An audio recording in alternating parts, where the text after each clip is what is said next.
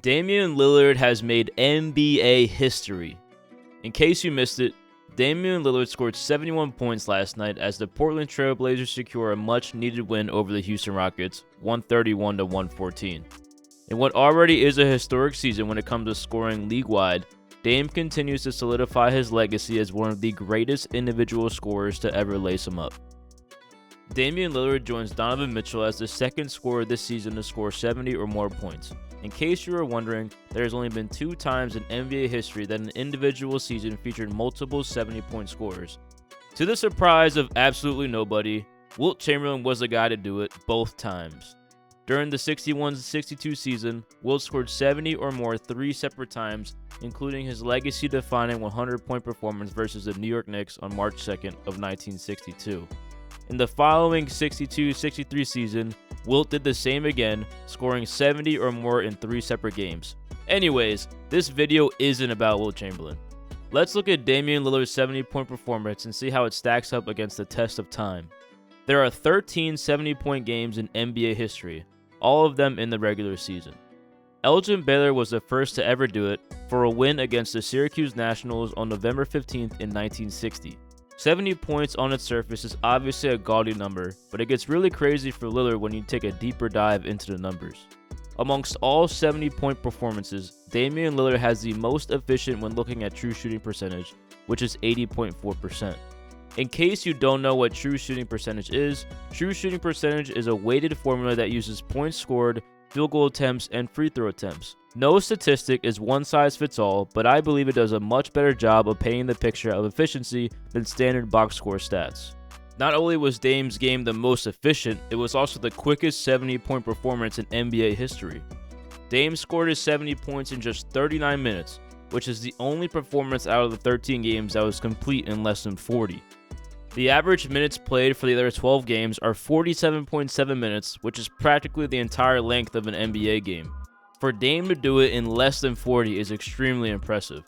He also did it while attempting the least amount of free throws out of all other performances. He only shot 14 and made all 14. For comparison, the second lowest amount of free throws attempted was 18, which was Wilt in 1962. This isn't Dame's only impressive scoring feat this season. On January 25th against the Utah Jazz, Damian Lillard scored 60 points in a win. That game is also logged as the most efficient 60-point game in NBA history according to true shooting percentage, clocked at 89.8%. With these 2 performances this season, Lillard has the 3rd most 60-plus point performances in league history. Kobe Bryant is second with 6, and don't even bother asking me who's first, and no, it's not even close. Dame's scoring feats are very impressive when comparing amongst the greats, but how does it compare amongst the league today? Over the last 4 seasons, there are 11 players that logged at least 200 games played and 6,000 points scored. Damian Lillard ranks 3rd in points per game amongst those qualifiers at 29.3, just narrowly trailing Luka Doncic and Giannis Antetokounmpo. Over these last 4 seasons, Damian Lillard is 5th in 30-point games, trailing Joel Embiid, Trae Young, Luka Doncic, and Giannis. Over the last 4 seasons, Damian Lillard is 1st in 40-point games, tied with Joel Embiid at 30. Damian Lillard is 1st in 50-point games with 10. Second most besides him is 5, achieved by multiple players. Damian Lillard is 1st in 60-point games over the last 4 seasons. He has 5, and nobody else in that time span has more than 1. Not only is Damian Lillard probably one of the greatest scorers to ever play, he's also one of the greatest 3-point shooters to ever play. I think Damian Lillard does a great job of articulating that on the Point Forward podcast. I saw an article the other day. You ranked yourself as the 2nd best shooter of all time, which is, I was talking to Dre the other day. I'm like, bro, I'm not going to lie. Put them next to each other. I can't really see him missing. And then I can't see 30 missing either. So it's just a draw. But I give it to Steph. You know what I'm saying? Yeah. Like, the percentage, like, I feel like Steph is the only player that shoots the type of threes that I shoot. Yeah. You know what I mean? Like, and the way that they play, that he gets a lot more catch and shoots. But, like, I think Steph is the greatest shooter of all time. Like, by the numbers, by how many he's made, by the way his jumper looks, 90, the quality 50, 40, of the shots that he yeah. makes, like, I don't think is up for debate.